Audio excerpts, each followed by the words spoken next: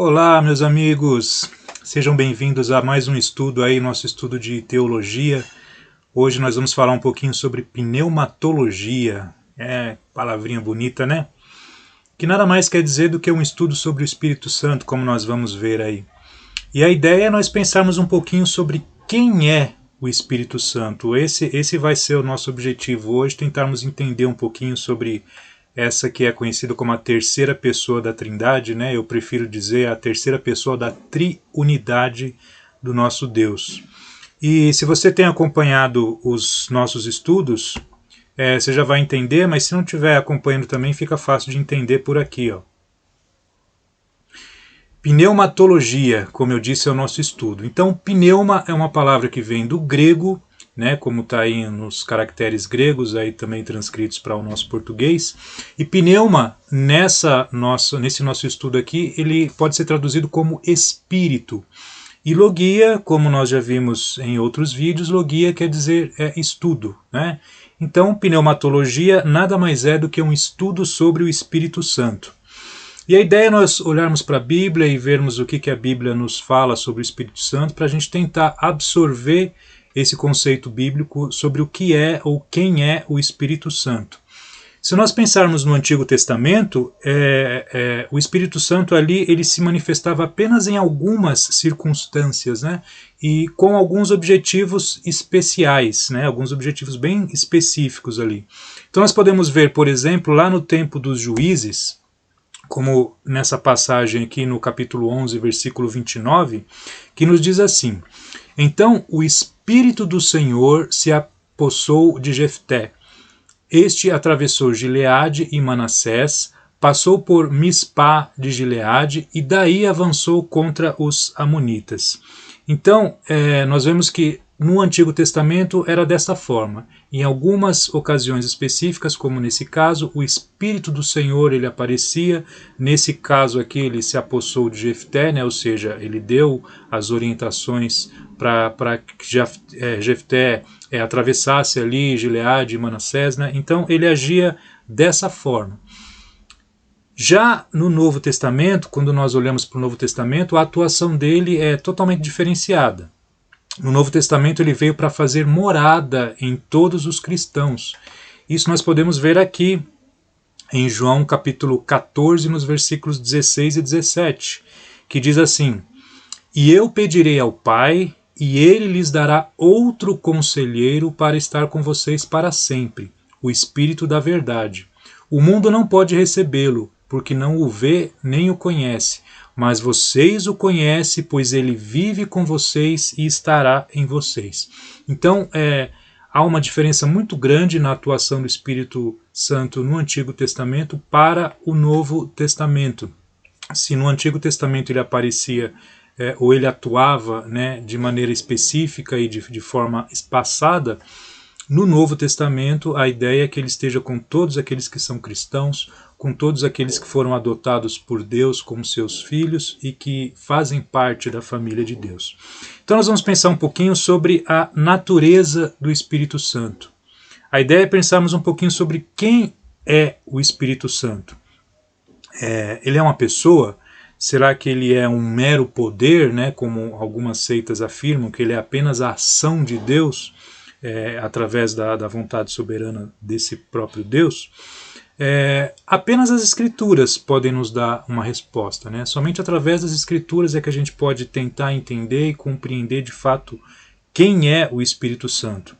E a forma como nós usamos as Escrituras é o que eu tenho tentado mostrar para vocês nesses nossos estudos que nós estamos fazendo.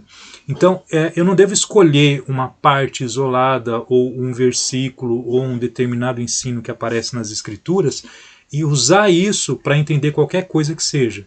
E da mesma forma com o Espírito Santo. Então eu não posso pegar uma única passagem, um único conceito que aparece e usar esta passagem para entender quem é o Espírito Santo. Pois tem até uma frase que é bem interessante, né, que é: texto fora de contexto gera pretexto. Então nós temos que estar atentos a tudo aquilo que as Sagradas Escrituras nos ensinam, para que aí a gente possa extrair o conceito de verdade daquele ensinamento que a Bíblia está passando para nós. Então, uma coisa que fica muito clara no conceito que nós extraímos da Bíblia é que o Espírito Santo é Deus. Eu espero conseguir demonstrar isso para vocês aqui, né? Pois a natureza do Espírito Santo, né, a essência do Espírito Santo, ela é divina. Então, nós vamos pensar um pouquinho, como eu já adiantei aqui essa imagem, né, nos atributos do Espírito Santo, né? O que são isso? Nós também já vimos em outros estudos, né? Atributos são características, né? São qualidades, né?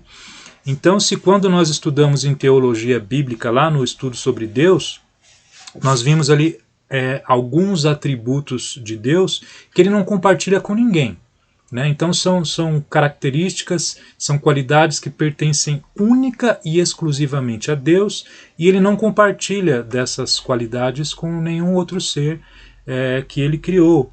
Por exemplo, a sua eternidade, por exemplo, o seu eterno poder, né, que nós chamamos algumas qualidades, né, de onisciência, onipresença, onipotência. Então essas são algumas qualidades que só existem em Deus. Ele não compartilhou essas qualidades com ninguém. Agora, o que acontece quando nós olhamos para os textos das Sagradas Escrituras? Nós encontramos estes mesmos atributos sendo aplicados ao Espírito Santo. E estes atributos, como também outros, né, como nós vamos ver aqui. Então, um primeiro atributo que eu gostaria de compartilhar com vocês aqui para que nós pensássemos é que a Bíblia diz que o Espírito Santo ele é onipotente. Olhem essa passagem aqui no versículo de Romanos capítulo 15, o versículo 19.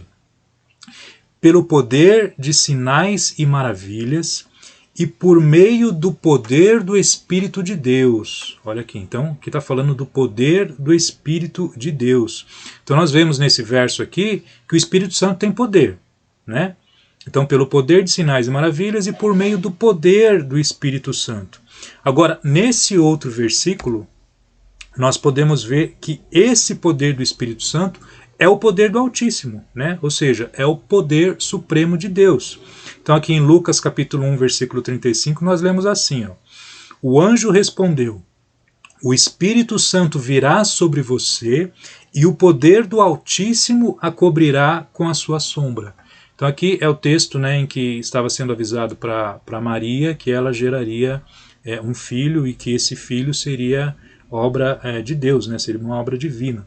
Então diz aqui que o Espírito Santo virá sobre você, né? Então o Espírito Santo iria sobre Maria e que o poder do Altíssimo a cobriria, né, com a sua sombra. Então, fazendo essa associação entre esses versículos, e evidentemente isso pode ser feito com diversos outros, nós percebemos que o Espírito Santo tem poder e que o poder que ele possui é o poder do Altíssimo, ou seja, é todo o poder, né? Então o Espírito Santo ele é onipotente. Uma outra característica do Espírito Santo é que ele também é onipresente. Olhem aqui os Salmos 139, versículos 7 e 8. Para onde poderia eu escapar do teu Espírito? Para onde poderia fugir da tua presença? Se eu subir aos céus, lá estás. Se eu fizer a minha cama na sepultura, também lá estás. Então, para onde escapar do Espírito, né? Não há para onde ir, porque o Espírito está em todos os lugares, ou seja, é uma característica que apenas Deus possui, que é a onipresença. Então, o Espírito Santo de Deus, ele também é onipresente. Uma outra característica que nós temos aqui é que ele é onisciente. Nós encontramos isso em 1 Coríntios capítulo 2, versículos 10 e 11. Vocês me desculpem, eu ainda estou com um pouco de tosse, mas vamos em frente. Então esse versículo nos diz assim: mas Deus o revelou a nós por meio do Espírito. O Espírito Santo, o Espírito sonda todas as coisas, até mesmo as coisas mais profundas de Deus. Olha só. Pois quem dentre os homens conhece as coisas do homem, a não ser o espírito do homem que nele está? Da mesma forma, ninguém conhece as coisas de Deus, a não ser o Espírito de Deus. Então, o Espírito Santo, ele sonda até as coisas mais profundas de Deus. Qual de nós poderia imaginar, entender qualquer coisa que fosse relacionada à sabedoria de Deus, né? Mas o Espírito Santo ele tem essa capacidade, né? Ele tem essa característica. Então, se ele é capaz de sondar até as coisas mais profundas de Deus, evidentemente ele tem todo o conhecimento, ele tem toda a sabedoria, ele sabe de todas as coisas, né? Ou seja, o Espírito Santo, de acordo com as Sagradas Escrituras, ele é onisciente. Uma quarta característica que nós podemos pensar aqui, né, um quarto atributo, é que o Espírito Santo ele é eterno. E eternidade é uma qualidade que Deus não compartilha com ninguém, né? Por mais que as nossas almas sejam eternas, elas são eternas daqui para frente, né? Nós não somos eternos em relação ao que nós chamamos de passado, né? Nós temos um começo. E a eternidade de Deus é que ela não tem começo e, portanto, também não tem fim. Isso é ser eterno. E a Bíblia diz que o Espírito Santo é eterno também nesta passagem aqui de Hebreus capítulo 9, versículo 14, onde nós lemos assim: quanto mais então o sangue de Cristo, que pelo Espírito eterno se ofereceu de forma imaculada a Deus. Então nessa passagem aqui nós vimos que a Bíblia diz que o Espírito é eterno, né? Ele atribui essa qualidade, essa característica ao Espírito Santo. Uma outra coisa que somente Deus possui é a capacidade de criar, né? Nós vemos que Deus criou o universo a partir do nada, né? Simplesmente com o poder da sua palavra. E nós vemos aqui em Jó, capítulo 33, versículo 4, que o Espírito Santo também possui essa característica. O Espírito de Deus me fez, o sopro do Todo-Poderoso me dá vida. Né? Então aqui fica clara essa capacidade criadora do Espírito Santo, que é uma característica divina. Né? Então o Espírito de Deus me fez. Uma sexta característica que nós podemos abordar é que o Espírito Santo ele é a verdade. Né? Então aqui já não mais características apenas divinas, mas são características que ele pode compartilhar com suas criaturas, porque nós podemos ter acesso à verdade, né?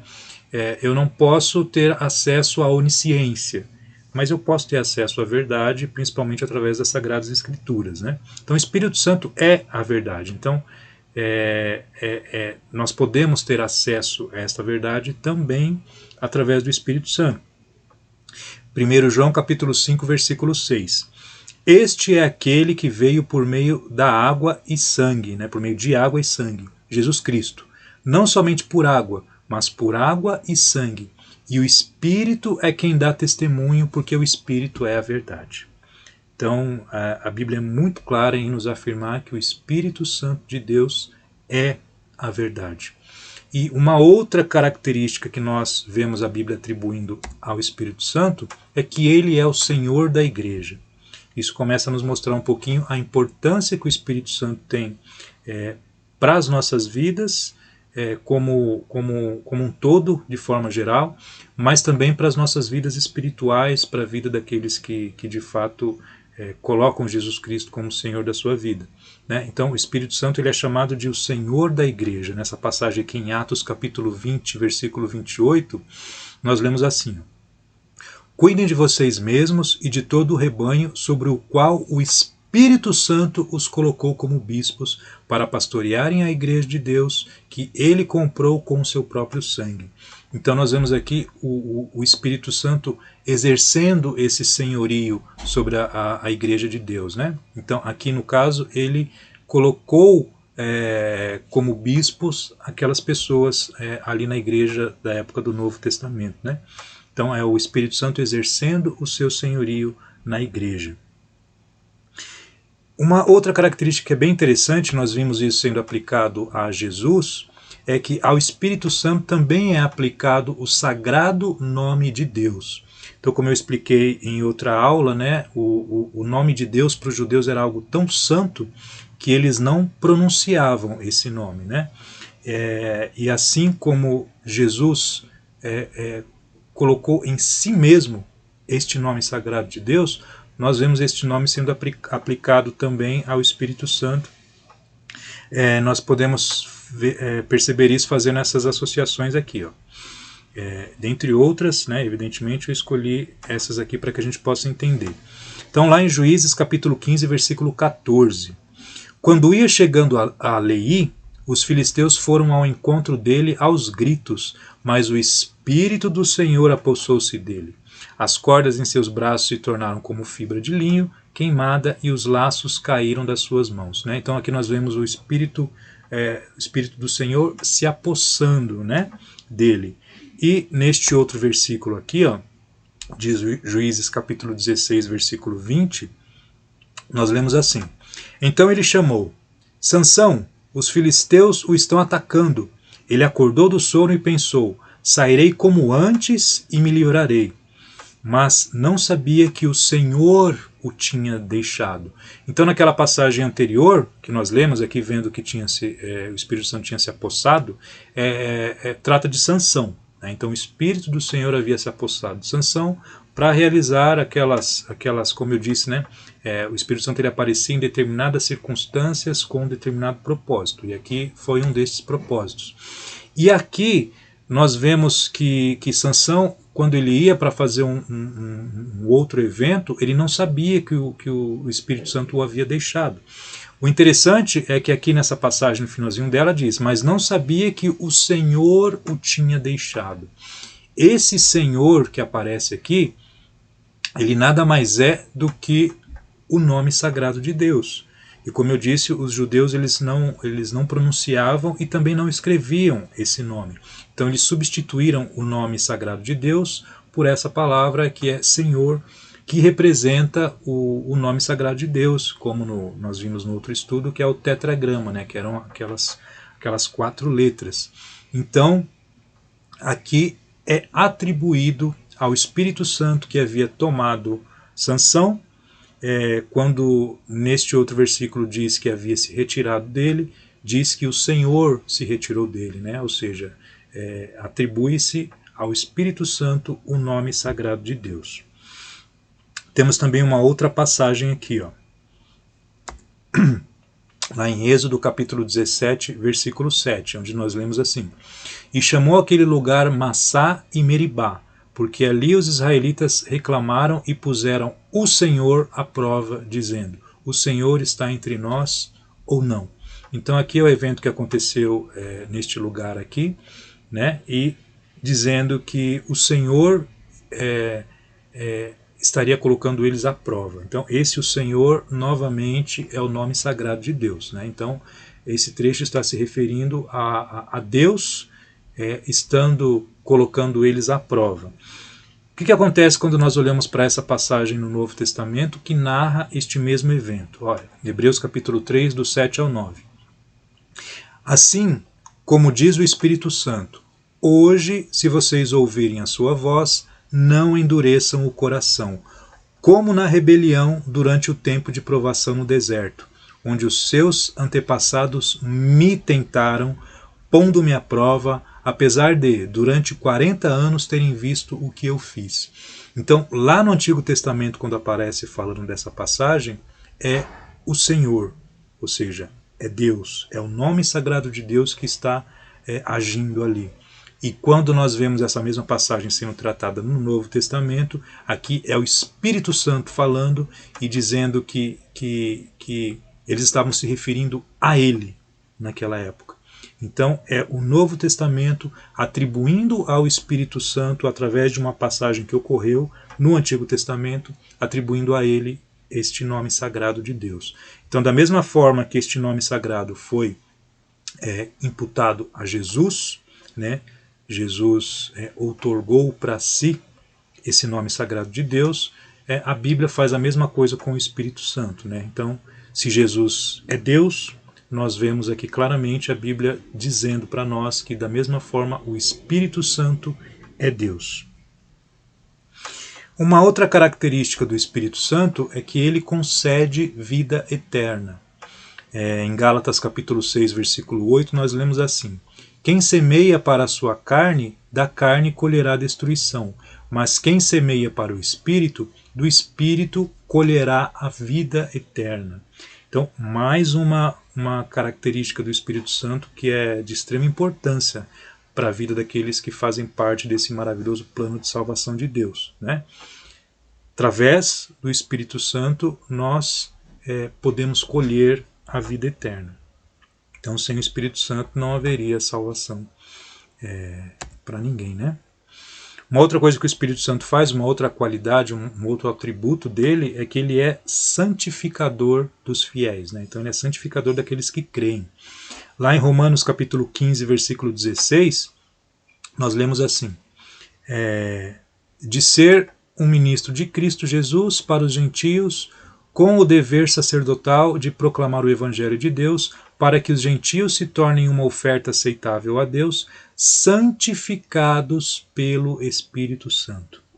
Então nós vemos aqui a Bíblia atribuindo esta característica ao Espírito Santo de santificar os crentes, né? De santificar os fiéis. Estes fiéis nos quais o próprio Espírito Santo habita, sendo esta uma outra característica dele, como nós vemos em Romanos capítulo 8, versículo 11. E se o Espírito daquele que ressuscitou Jesus dentre os mortos habita em vocês, aquele que ressuscitou a Cristo dentre os mortos também dará vida a seus corpos mortais por meio do seu Espírito que habita em vocês. Então, essa passagem de forma clara, né, ela diz que o Espírito Santo habita em nós, né? E isso é evidenciado em outras passagens, que o momento em que ele passa a habitar em nós é o momento do nosso batismo. Atos capítulo 2, a partir do versículo 38 ali, ou no versículo 38 mesmo, isso fica bem claro, né? 1 Coríntios capítulo 3, versículo 16, nós vemos a Bíblia falando disso também. Então vocês não sabem que são santuário de Deus e que o Espírito de Deus habita em vocês? Então a Bíblia é muito clara em dizer que o Espírito Santo ele habita em nós, né? Ele está no nosso meio. E ele é de extrema importância para a salvação daqueles que colocam Jesus Cristo como o Senhor de suas vidas. Esse ponto eu imagino que tenha ficado bem claro. Então eu quero que a gente pense a partir de agora em quem é o Espírito Santo, né? A ideia é pensarmos, o Espírito Santo é um ser pessoal ou é apenas uma força ativa de Deus? Eu já tive diversos estudos e diversas conversas, por exemplo, com as testemunhas de Jeová. E elas acreditam que o Espírito Santo seja apenas uma força ativa. Eles chamam ele de força ativa. Então seria a força que Deus usa para realizar coisas aqui no nosso plano, né? Então o Espírito Santo não seria uma terceira pessoa, não seria um ser pessoal. Seria apenas a força que Deus usa para realizar milagres ou para realizar esse processo de salvação que nós vimos a Bíblia atribuindo à pessoa do Espírito Santo. Mesmo nessas conversas com as testemunhas de Jeová, elas acabam reconhecendo que não tem como fugir desse atributo que a Bíblia dá ao Espírito Santo, que é ele ser um ser pessoal, que é o que nós vamos ver agora, né? Porque a Bíblia ela atribui características ao Espírito Santo que somente um ser pessoal, ou seja, somente uma pessoa poderia ter. Eu espero conseguir deixar isso claro para vocês, né? Então, um primeiro ponto é que o Espírito Santo ele ensina. Tá? O próprio Espírito Santo ele ensina. Isso fica claro aqui em João capítulo 14, versículo 26, que nos diz assim: mas o conselheiro, o Espírito Santo, que o Pai enviará em meu nome, lhes ensinará todas as coisas e lhes fará lembrar tudo o que eu lhes disse. Então aqui é o próprio Jesus dizendo que o Espírito Santo ensinaria ou ensina todas as coisas, né? E que faz lembrar tudo o que o próprio Jesus disse. Então, uma pessoa tem essa capacidade de ensinar. Uma outra coisa que a Bíblia nos fala é que o Espírito Santo ele dá testemunho. Então aqui em João 15, 26. Quando vier o conselheiro que eu enviarei a vocês da parte do Pai, o Espírito da verdade que provém do Pai, ele testemunhará a meu respeito. Então, o Espírito Santo, sendo uma pessoa, sendo um ser pessoal, ele tem essa condição de dar testemunho a respeito de Jesus, que é o que essa passagem está nos dizendo. Uma outra coisa que a Bíblia diz que o Espírito Santo faz é que ele guia e fala. Então aqui em João 16, versículo 13. Mas quando o Espírito da verdade vier, ele os guiará a toda a verdade. Uma pessoa guia, né? Uma pessoa pode ir à frente, pode ir guiando, pode pegar pela mão, pode conduzir. E não apenas guia, mas como eu disse, ele guia e fala, né? Continuando o versículo. O Espírito Santo, então, ele não falará de si mesmo, falará apenas o que ouvir e lhes anunciará o que está por vir. Então nós vemos aqui que o Espírito Santo fala. Ele tem essa condição de falar. Nesses estudos com as testemunhas de Jeová, é muito claro que se fosse Deus quem estivesse falando e usando o Espírito Santo para o seu agir, não seria o Espírito Santo falando, mas seria o próprio Deus falando, né? E nessa e em outras passagens fica muito claro que de fato quem fala é o Espírito Santo. Essa é uma característica que a Bíblia atribui a ele. Então, não é Deus falando, mas é o próprio Espírito Santo de Deus que guia e que fala de acordo com essa passagem aqui. Mais uma. Em 1 Coríntios capítulo 2, versículos 10 e 11, nós vemos que o Espírito Santo ele possui intelecto. Então ele é inteligente, né? Nós lemos assim: mas Deus o revelou a nós por meio do Espírito. O Espírito sonda todas as coisas, até mesmo as coisas mais profundas de Deus. Pois quem dentre os homens conhece as coisas do homem, a não ser o Espírito do homem que nele está?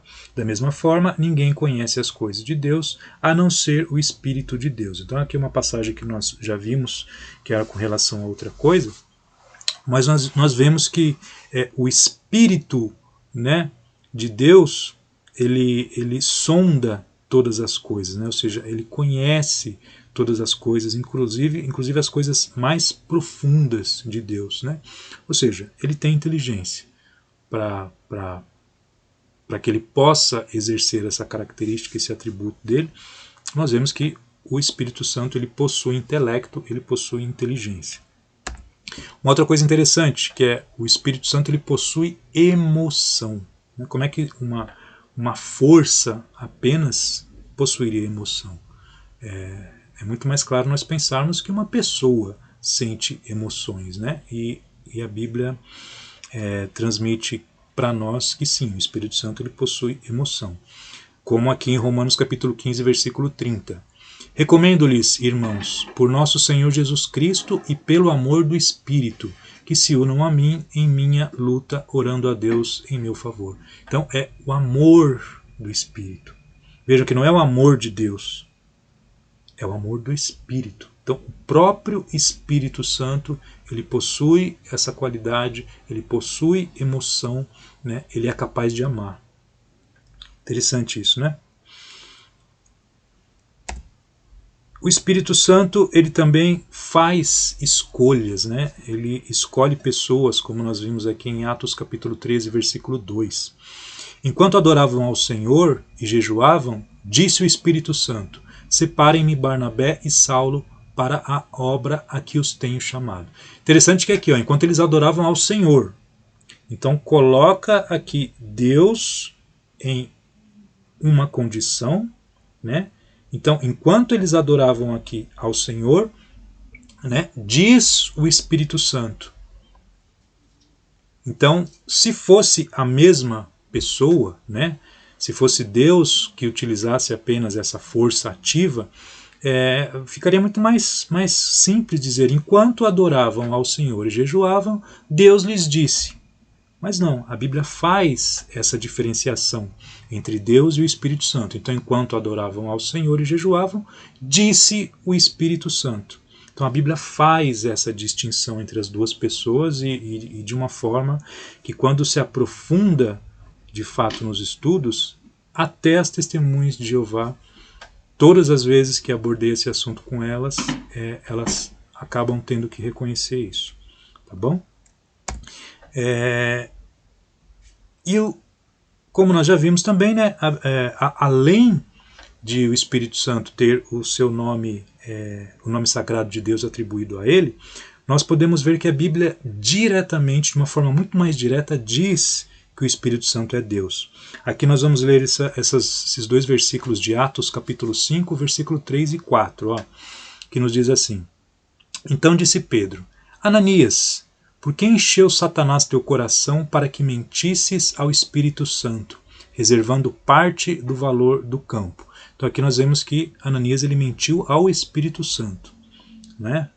Foi o que foi dito aqui para ele. No versículo 4 nós lemos assim, né? Continuando. Conservando-o porventura não seria teu, e vendido não estaria em teu poder? Como, pois, assentaste no coração este desígnio? Não mentistes aos homens, mas a Deus. Olha só. Então no versículo 3 ele diz que Ananias mentiu ao Espírito Santo. E na continuação desse texto é dito: você não mentiu aos homens, mas mentiu a Deus. Então o Espírito Santo é Deus. E talvez um dia eu faça aqui um estudo sobre a Trindade, é algo um pouco mais complexo, mas a ideia é que Deus, essa ideia da triunidade de Deus, é porque quando você pensa em Deus, você pode pensar no Pai, no Filho, no Espírito Santo, e pode pensar no Filho. Não são três deuses, é apenas um Deus. Mas esse Deus é o Pai, é o Filho e é o Espírito Santo. A unidade entre eles é algo que não cabe na nossa inteligência, mas é isso que a Bíblia nos ensina, tá? Então são três pessoas distintas, ainda que em uma única divindade. Então nós podemos até dizer que Deus é uma família, tá? Mas isso poderá ser mais bem explicado ou mais bem aprofundado em um outro estudo. Uma outra coisa que nós podemos ver é que é possível mentir ao Espírito Santo, né?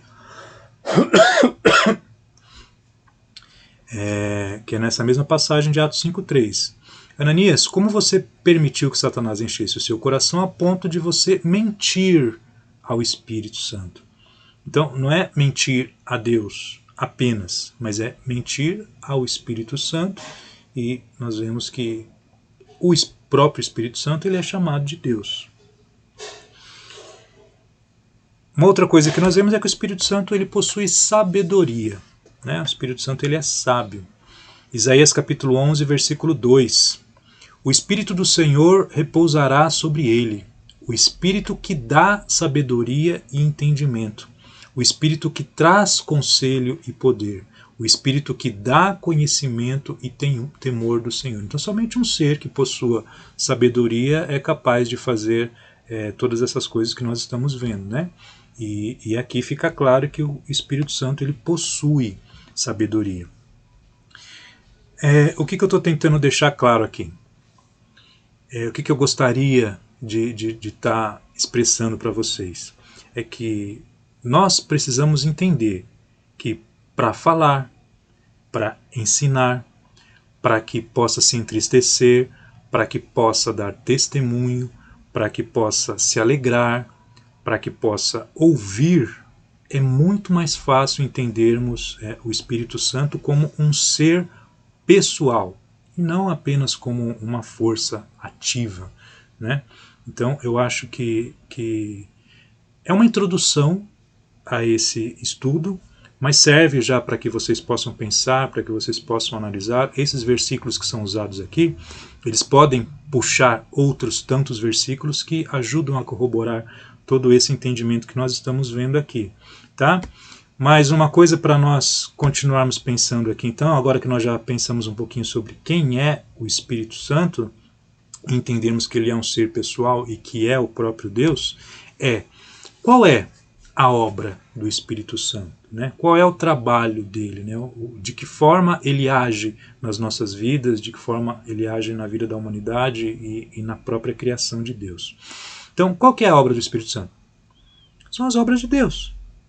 Se o Espírito Santo é o próprio Deus, se ele é o ser divino, se as características divinas são atribuídas a ele, qual é a obra do Espírito Santo? São as obras de Deus.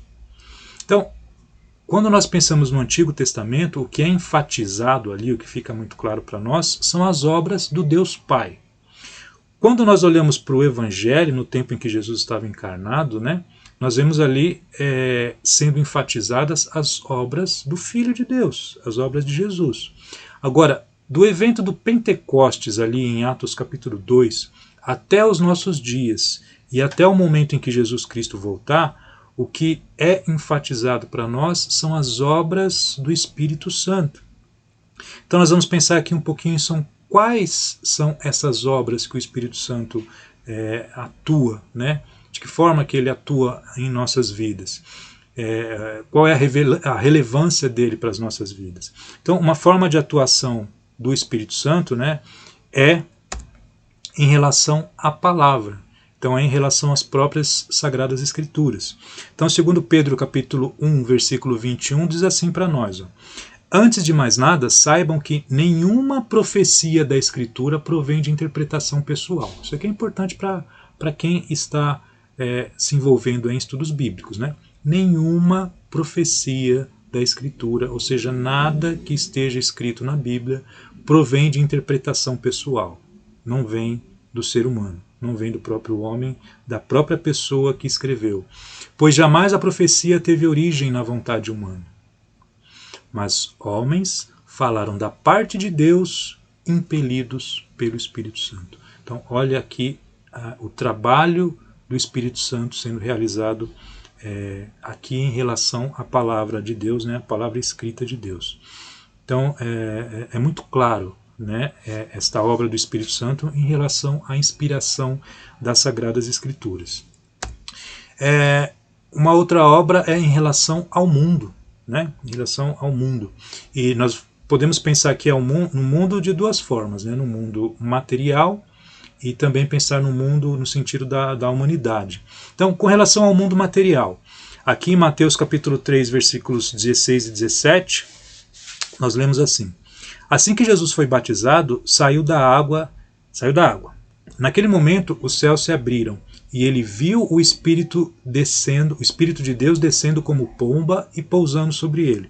Então, uma voz dos céus disse: este é o meu Filho amado, em quem me agrado.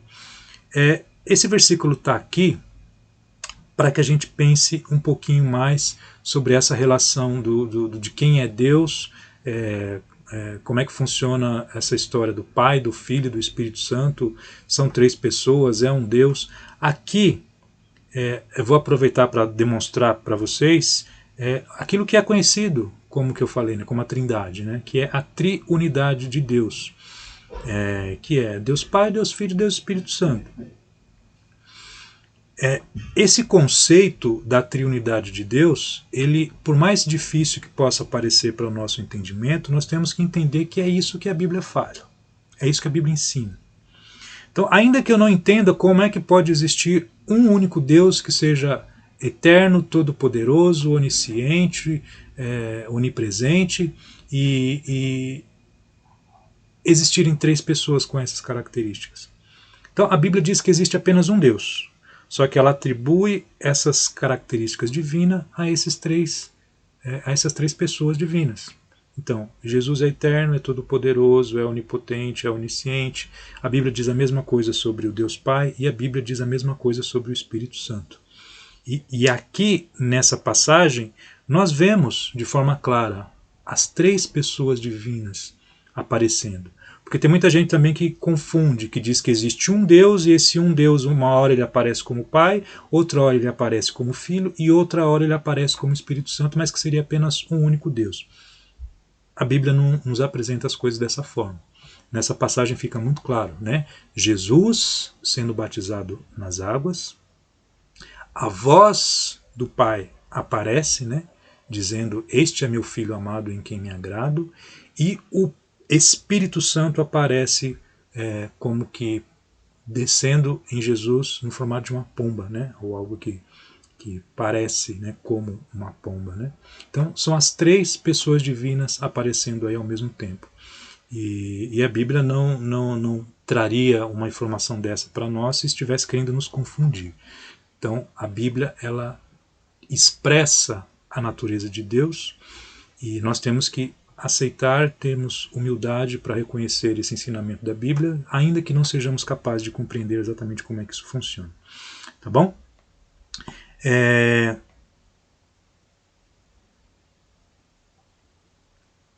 Então, como eu disse aqui, as três pessoas de Deus elas aparecem nessa passagem, né? A Bíblia ela também demonstra que existe uma cooperação mútua entre as três pessoas divinas. Eu não vou tratar de forma muito abrangente esse assunto aqui, mas quando nós pensamos em Deus agindo na humanidade, é possível nós vermos a ação do Pai, a ação do Filho e a ação do Espírito Santo. Então, a Bíblia diz, por exemplo, que quem ressuscitou Jesus foi o próprio Jesus, foi Deus e foi o Espírito Santo. Então existem passagens que atribuem este ato soberano e divino às três pessoas da Trindade. Eu vou usar como exemplo aqui a criação, tá? Para demonstrar que o Pai, o Filho e o Espírito Santo estão presentes, mas isso acontece de forma generalizada na Bíblia. Como eu disse, é possível que em um estudo futuro a gente trate com mais profundidade isso. Mas neste momento nós vamos ver aqui, ó, em relação à criação. Então o Pai ele aparece como sendo criador aqui em Gênesis capítulo 1, versículo 1. No princípio Deus criou os céus e a terra. Tá? Nós vemos aqui em João capítulo 1, versículo 10, aqui já falando em relação a Jesus. Ó. Aquele que é a palavra, né, estava no mundo, e o mundo foi feito por intermédio dele, mas o mundo não o reconheceu. Então aqui diz que o mundo foi feito por intermédio daquele que é a palavra. Essa mesma passagem de João capítulo 1, no versículo 14, se eu não me engano, diz que a palavra encarnou. Né? Então, quando se refere à palavra aqui, está falando do Filho, está falando de Jesus. Então Gênesis 1:1 diz que foi o Pai quem criou os céus e a terra. Aqui em João 1:10 diz que foi o Filho, que o mundo foi feito por intermédio do Filho. E nós temos essa passagem aqui no Salmo 104:30 que diz: envias o teu Espírito e são criados, e assim renovas a face da terra. Então, ainda que cada pessoa divina possa ter uma função dentro do plano de salvação, todos estão envolvidos em todos os aspectos. Então isso que eu fiz aqui com relação à criação, mostrando o Pai, o Filho e o Espírito Santo agindo com este propósito, isso aparece de forma generalizada por toda a Bíblia. Tá? Continuando aqui, então a ação do Espírito Santo com relação à humanidade como um todo. Tá? Então aqui em João capítulo 16, versículo 8, nós lemos assim: quando ele vier, convencerá o mundo do pecado, da justiça e do juízo. Então quem é que convence qualquer ser humano que existe pecado, que ele é um pecador, que Deus é justo, né? Ou seja, que a justiça de Deus ela precisa ser aplicada e que esse juízo ele vai vir. Né? Quem é que pode convencer um ser humano disso? É o Espírito Santo. Então qualquer ser humano só pode ser participante do plano de salvação através do Espírito Santo. É Ele quem pode me convencer que eu sou um pecador, que eu preciso me arrepender e que Jesus Cristo é a única possibilidade que existe para que eu seja salvo. Então, sem a ação do Espírito Santo na minha vida ou na vida de qualquer ser humano, é impossível que essa obra salvadora de Deus possa ser aplicada na vida dessa pessoa. Em relação a Jesus, então as obras do Espírito Santo aqui, né, a ação do Espírito Santo em relação a Jesus. Lucas 1,35, uma passagem que nós também já lemos, diz assim: o anjo respondeu: o Espírito Santo virá sobre você e o poder do Altíssimo a cobrirá com a sua sombra. Assim, aquele que há de nascer será chamado Santo, Filho de Deus. Então, o Espírito Santo agindo diretamente no momento, na concepção. né, de Jesus Cristo. Então, o Espírito Santo esteve presente na vida de Jesus desde sua concepção, como nós podemos ver nessa passagem. Uma outra passagem em relação a Jesus é João capítulo 1, versículo 32 e 33, que diz assim: Então, João deu o seguinte testemunho: Eu vi o Espírito descer do céu como pomba e permanecer sobre ele. Eu não o teria reconhecido se aquele que me enviou para batizar com água não me tivesse dito: aquele sobre quem você vira o Espírito descer e permanecer, esse é o que batiza com o Espírito Santo. Então o Espírito Santo ele esteve presente na concepção, no nascimento de Jesus, esteve presente no momento do batismo de Jesus, né? Como nós podemos ver aqui nessa passagem. E nós vemos também o Espírito Santo guiando Jesus. Aqui em Lucas capítulo 4, versículo 1, diz assim: ó, Jesus, cheio do Espírito Santo, voltou do Jordão e foi levado pelo Espírito ao deserto. Então o Espírito Santo ele tem uma ação muito ativa em todo o ministério de Jesus, na verdade em toda a vida de Jesus, né? E a Bíblia traz isso para nós através de diversas passagens, diversos versículos, né? Uma outra coisa que o Espírito Santo faz em relação a Jesus Cristo nos é apresentado aqui em Lucas capítulo 4, versículo 18. Ó. O Espírito do Senhor está sobre mim, porque ele me ungiu para pregar boas novas aos pobres. Então aqui é Jesus, né, falando do que o Espírito Santo fez com ele, e neste ponto aqui o Espírito Santo o ungiu, né? E uma outra coisa é aqui em Mateus capítulo 12, versículo 28. Ó. Mas se é pelo Espírito de Deus que eu expulso demônios, então chegou a vocês o reino de Deus. Então o Espírito Santo ele reveste Jesus de poder, ou ele revestiu Jesus de poder enquanto Jesus andava aqui na terra como homem, né?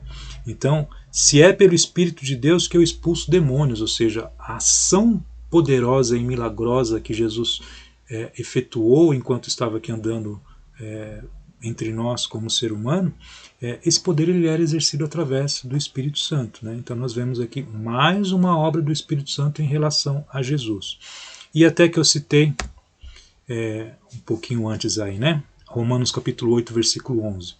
E se o Espírito daquele que ressuscitou Jesus dentre os mortos habita em vocês. Então, aqui é atribuído ao Espírito Santo a ressurreição de Jesus, o ato miraculoso da ressurreição de Jesus, né?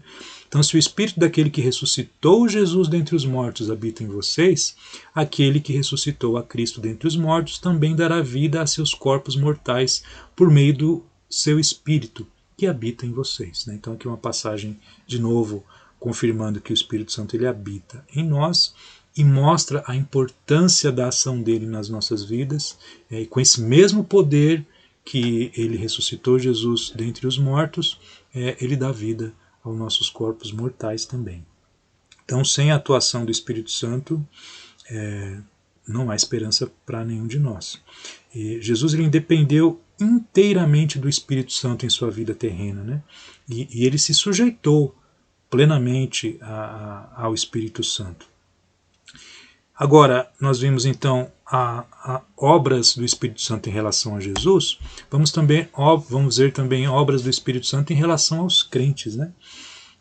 Então, é a garantia da salvação dos verdadeiros crentes, né? O Espírito Santo, ele é a nossa garantia, a nossa esperança e a nossa certeza de salvação. Aqui em Efésios capítulo 1, versículos 13 e 14. Ó. Nele, quando vocês ouviram e creram na palavra da verdade, o evangelho que os salvou, vocês foram selados com o Espírito Santo da promessa, que é a garantia da nossa herança até a redenção daqueles que pertencem a Deus para o louvor da sua glória. Você quer ter certeza da sua salvação? Se você passou pelas águas do batismo, se você tem essa preocupação de obedecer a Deus, de passar por esse processo de santificação, você foi selado. Você foi selado no momento do batismo, né? Fomos selados com o Espírito Santo. Então, o Espírito Santo ele é o selo que garante essa nossa esperança de salvação, né? Então, o Espírito Santo ele é a garantia da nossa herança até a redenção daqueles que pertencem a Deus. Então, o Espírito Santo é a garantia de salvação dos verdadeiros crentes, né? Daqueles que de fato fazem parte da família de Deus. O Espírito Santo também, ele é a garantia de comunhão com Deus. Então, é outra ação que ele tem para nós, para os verdadeiros crentes, né, para os verdadeiros filhos de Deus. Aqui em 1 João capítulo 3, versículo 24. Ó, e aquele que guarda os seus mandamentos, nele está, e ele nele. E nisto conhecemos que ele está em nós, pelo Espírito que nos tem dado. Então é através do Espírito Santo que nós podemos ter essa comunhão com Deus, né? Através de estarmos em Cristo, como diz aqui, né? Aquele que guarda os seus mandamentos, nele está. Então, se você é um cristão fiel, passou pelas águas do batismo, tem o hábito de ter comunhão com seus irmãos, né? Através da igreja, então, através do Espírito Santo, é que é possível essa comunhão entre nós e entre Deus. E o Espírito Santo ele também intercede por nós junto a Deus, né? Outra ação dele com relação aos crentes aí. Romanos capítulo 8, versículo 26. Da mesma forma, o Espírito nos ajuda em nossa fraqueza, pois não sabemos como orar, mas o próprio Espírito intercede por nós com gemidos inexprimíveis. Então, o Espírito Santo ele tem esse papel de interceder por nós, inclusive nos ajudando em nossas orações, né?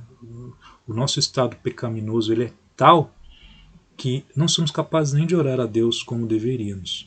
Então, inclusive nisso, o Espírito Santo nos auxilia e intercede por nós.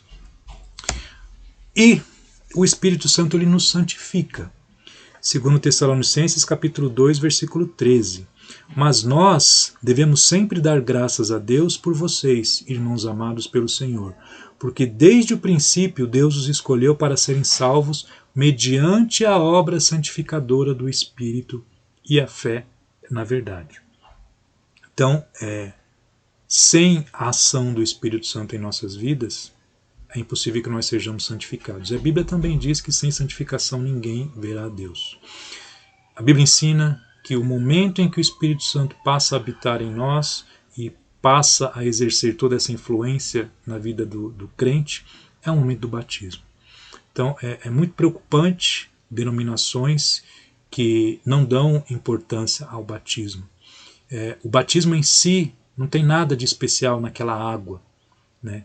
O que o batismo representa é que a Bíblia dá muita importância para isso, porque é no momento do batismo que você demonstra publicamente que de fato você crê, que você demonstra de fato que você se arrependeu dos seus pecados e que você quer obedecer.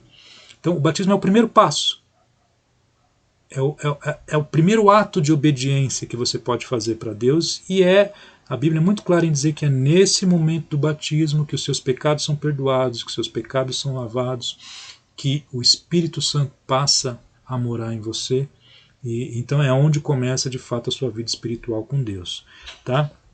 E nesse estudo hoje sobre o Espírito Santo, eu espero ter conseguido demonstrar a importância do Espírito Santo em nossas vidas, a importância do Espírito Santo em nossa salvação, né, na salvação da humanidade, na salvação do indivíduo, e em conhecê-lo como uma pessoa divina.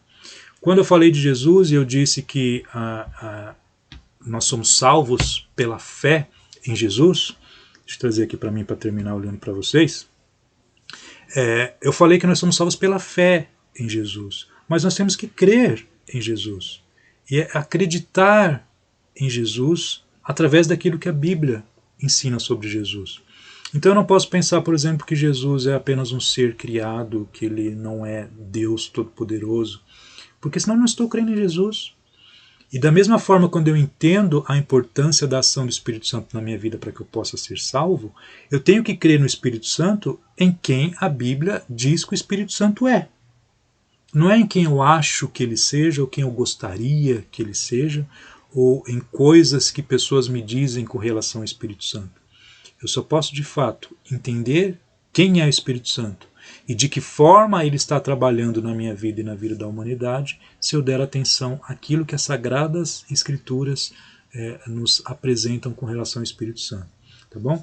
Então eu espero que tenha sido útil esse estudo. Fico muito feliz se você conseguiu acompanhar esse estudo até aqui, e espero grandemente que você faça parte da família de Deus, que o Espírito Santo te abençoe, te santifique, te dê a vida eterna, e nessa mesma esperança que Deus nos conceda a salvação e que possamos ter uma comunhão eterna com o nosso Deus Pai, com o nosso Deus Filho e com o nosso Deus Espírito Santo.